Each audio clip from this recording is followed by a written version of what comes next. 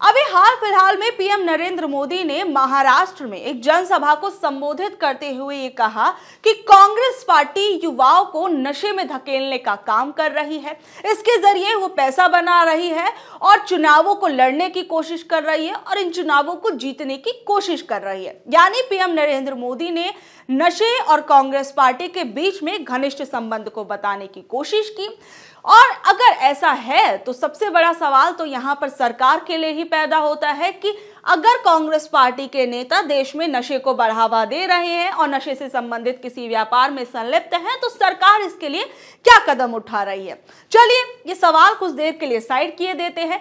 अब सबसे बड़ी खबर जो है वो ये सामने आई है कि जहां एक तरफ नशे के लिए पीएम नरेंद्र मोदी कांग्रेस पार्टी को जिम्मेदार ठहरा रहे थे, वहीं पंजाब से एक ऐसी खबर सामने आई है जो अपने आप में अब ये सवाल पैदा करेगी कि बीजेपी पार्टी देश में नशे को लेकर क्या कुछ कर रही है। एक तरफ गुजरात के अंदर यानी मोदी जी के गृह राज्य में करोड़ों करोड़ों की ड्रग्स की खेपें पाई जाती हैं, वहीं अब यह खबर सामने आई है कि पंजाब के अंदर बीजेपी की एक नेता ड्रग्स डीलिंग के धंधे में शामिल थी और बकायदा इसे लेकर वो एक व्यक्ति पर प्रेशर बना रही थी कि वो उनके लिए ये काम करे। तो सबसे पहले ये खबर देखिए। ड्रग्स डील करने आई बीजेपी के नेता सत्कार कौर गिरफ्तार, हेरोइन और कैश बरामद। ये खबर बीजेपी के नेता से जुड़ी हुई है। सत्कार कौर जो कि बकायदा ड्रग्स डीलिंग करने गई थी, उसके बाद उनको पुलिस ने गिरफ्तार भी कर लिया है और कैश और हेरोइन के साथ उनको गिरफ्तार किया गया है। यानी आप समझ सकते हैं कि रंगे हाथों पुलिस ने उन्हें पकड़ा है। कोई उड़ती उड़ती अफवाह नहीं फैलाई गई या आरोप नहीं लगाए गए, बल्कि बीजेपी नेता को कैश और हेरोइन के साथ यानी इस नशे की सामग्री के साथ पकड़ा गया है। और देखिए इस पूरे के पूरे खेल का खुलासा कैसे हुआ। और मैं आपको यह भी बता दूं कि जो सत्कार कौर है ये 2022 से पहले कांग्रेस पार्टी में शामिल थी, लेकिन 2022 के बाद ये बीजेपी पार्टी में आ गई और किस तरीके से ये ड्रग्स डीलिंग के काम में लगी हुई थी और न जाने कितने वक्त से लगी थी, ये भी आपको समझना जरूरी है। कि देखिए सबसे पहले आप ये पूरी खबर देखिए जिसमें ये बताया गया है कि पंजाब पुलिस की एंटी नारकोटिक्स टास्क फोर्स ने कांग्रेस की पूर्व विधायक और बीजेपी की नेता सत्कार कौर को ड्रग्स तस्करी के आरोप में गिरफ्तार किया है। पूर्व विधायक का ड्राइवर भी गिरफ्तार हुआ है। साल 2022 के विधानसभा चुनाव में कांग्रेस से टिकट नहीं मिलने के बाद सत्कार कौर बीजेपी में शामिल हो गई थी। पंजाब पुलिस के आईजी सुखचैन सिंह गिल के मुताबिक एक नशे के आदी शख्स ने पुलिस को बताया था कि एक औरत उसे तस्करी के लिए मजबूर करती है। पुलिस ने उस शख्स को कस्टमर बनाकर भेजा और खरड़ के पास पूर्व विधायक और ड्राइवर को 100 ग्राम हेरोइन के साथ गिरफ्तार किया गया। सत्कार कौर 2017 से 2022 तक फिरोजपुर ग्रामीण से विधायक रही हैं और पूर्व विधायक के घर पर सर्च में 28 ग्राम चिट्टा भी रिकवर हुआ है। सर्च में लगभग 1.5 लाख से ज्यादा का कैश भी रिकवर किया गया है। तो अब यहाँ पर क्या कहा जाएगा? क्या जो बीजेपी की नेता हैं वो भी चुनावों को लड़ने के लिए, आने वाले समय में चुनावों को जीतने के लिए ये ड्रग्स डीलिंग के काम कर रही थी?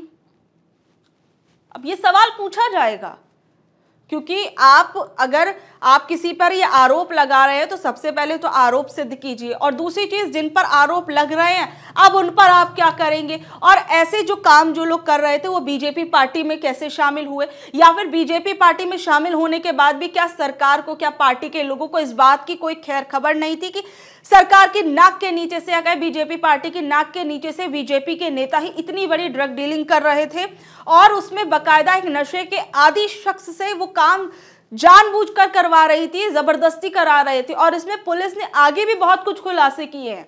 सुखचैन सिंह गिल ने कहा कि मोहाली में हमारे एसएचओ को जानकारी मिली कि एक ड्रग एडिक्ट था। उसने कहा कि उसे ड्रग बेचने के लिए मजबूर किया जा रहा है। उसने एसएचओ को कुछ नंबर दिए। नंबर की जांच करने पर पता चला कि वो किसी पूर्व विधायक सत्कार कौर का नंबर है। उसने सोर्स ने कॉल रिकॉर्डिंग भी दी थी, जिससे लग रहा था कि ड्रग खरीद फरोख्त की बात चल रही है। इसके साथ ही उन्होंने कहा कि हमारे सोर्स ने उसी पूर्व विधायक के साथ ड्रग संबंधी एक डील कराई। पूर्व विधायक खुद डील करने पहुंची। हमारी टीम को देख पूर्व विधायक ने गाड़ी भगाने की कोशिश की। इसमें एक अधिकारी को चोट लगी। मौके से 100 ग्राम ड्रग की रिकवरी हुई। हमारी टीम को हाउस सर्च में 28 ग्राम नशीले पदार्थ मिले हैं और 1,56,000 रुपए मिले हैं। पुलिस अधिकारी ने कहा कि प्राथमिक रूप से लग रहा है कि ये पैसे ड्रग डील के हैं। 4 गाड़ियां मिली हैं, 5 नंबर प्लेट भी बरामद हुई हैं और गंभीरता से आगे जांच पर पता चलेगा। इस मामले में अभी आगे कई परतें खुलने की संभावना है। यानी ये कहा जाए कि अभी तो खेल शुरू हुआ है। पुलिस ने कहा है कि अभी इस ड्रिलिंग की जो परतें हैं वो खुलनी बाकी हैं। अभी तो आप कह सकते हैं कि छोटे छोटे छर्रे पकड़े जा रहे हैं। यानी अभी जो बड़े एक तरीके से जो माफिया हैं या फिर जिनके जरिए इतने बड़े व्यापार या इतने बड़ी डीलिंग की जा रही है, उसमें असली चेहरों का भी, बड़े नाम का भी खुलासा एक तरीके से हो सकता है, जो इसके पीछे असल में छिपे हुए हैं। और सबसे बड़ी चीज तो आप ये देखिए कि किस तरीके से एक तरफ गुजरात से, दिल्ली से लेकर गुजरात के बीच में ड्रग्स की बड़ी बड़ी खेपें पकड़ी जाती है। अभी हाल फिलहाल में गुजरात की एक खबर आई थी जिसके अंदर बताया गया कि देखिए गुजरात में फिर पकड़ी गई लाखों रुपए की मेथामेफ्टामाइन, 400 किलोग्राम से ज्यादा संदिग्ध ड्रग्स भी जब्त हुई।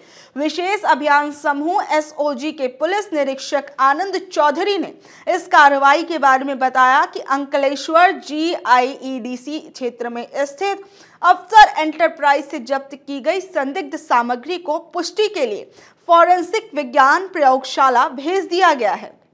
और इसी से जुड़ा हुआ जब एक बार ये पूरे के पूरा जब ये केस चल रहा था, तो इस बीच में गृह मंत्री अमित शाह ने तो बकायदा इस चीज की पूरी लिस्टिंग करके दी थी कि देखिए कांग्रेस पार्टी के समय में कितने ड्रग डीलर्स या जो ड्रग्स की तस्करी में लोग लगे हुए थे वो गिरफ्तार हुए, कितनी कार्रवाई हुई, बीजेपी के समय में कितनी कार्रवाई हुई। जरा एक बार देखिए अमित शाह ने क्या कुछ कहा था।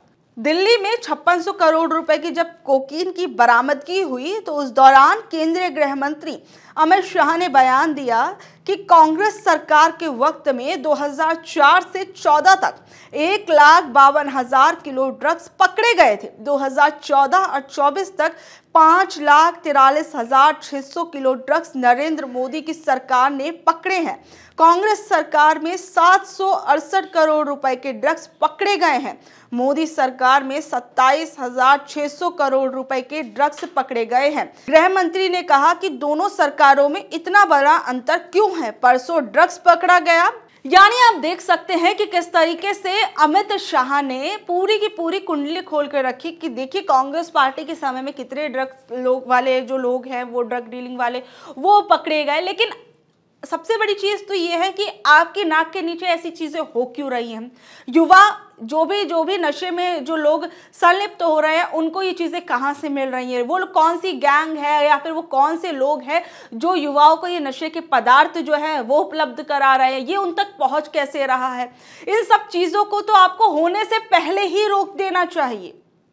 ऐसी चीजें, ऐसी खबरें ही नहीं बननी चाहिए, आपको होने से पहले रोकना चाहिए। सबसे बड़ी चीज तो यहाँ पर यही उठती है कि आखिर में ऐसे कैसे ये ड्रग्स का इतना बड़ा जो जंजाल है वो फैला हुआ है। बहरहाल अब आप लोग इस बारे में क्या कुछ कहेंगे नीचे दिए गए कमेंट बॉक्स में जरूर बताइएगा और ऐसी अपडेट से जुड़े रहने के लिए देखते रहिए ऑनलाइन न्यूज भारत। मैं आपके साथ शालिनी, धन्यवाद।